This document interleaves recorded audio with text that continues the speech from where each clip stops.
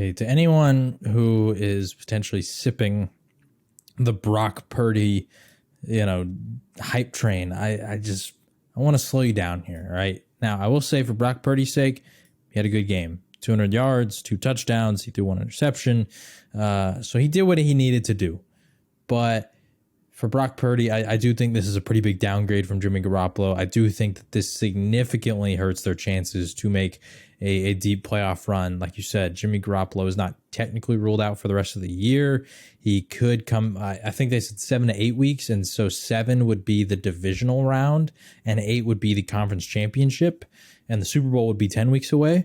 So anywhere in that range, he could technically come back. But even then, that's tough to come back in the middle of a playoff game, right? So I think this, and also they could be playing in the they will be playing in the wild card round, because I don't think they're going to surpass Philly by any means as the schedule closes out here.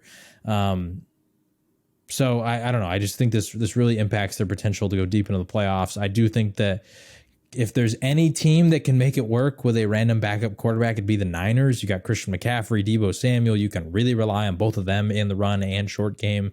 Ayuk and George Kittle are great. Your offensive line's amazing. You got a really good defense. If there's any team that can make it work, it's going to be the Niners. But nobody hype up Brock Purdy, because I, as a Big 12 fan, I watched this guy play his entire college career at Iowa State. There was a point his sophomore year that people, maybe it was even his freshman year, the people were talking about him as a potential future number 1 overall draft pick. And then the next 2 years of his football career, he did absolutely nothing. And everybody realized that he actually wasn't that good. And that's why he was Mr. Irrelevant, the last pick of the entire draft. And just fun fact, he's the only player to ever be Mr. Irrelevant. I think at quarterback to start a game ever. Only one. Actually, just even playing a game. The only Mr. Irrelevant quarterback to ever even play in a regular season game. So shout out to him, I guess, for doing that, because he did impress enough to at least maintain his spot on the team. But let's not act like he sat there and he earned the backup job, because really he's only there because Trey Lance got hurt and now Jimmy Garoppolo got hurt.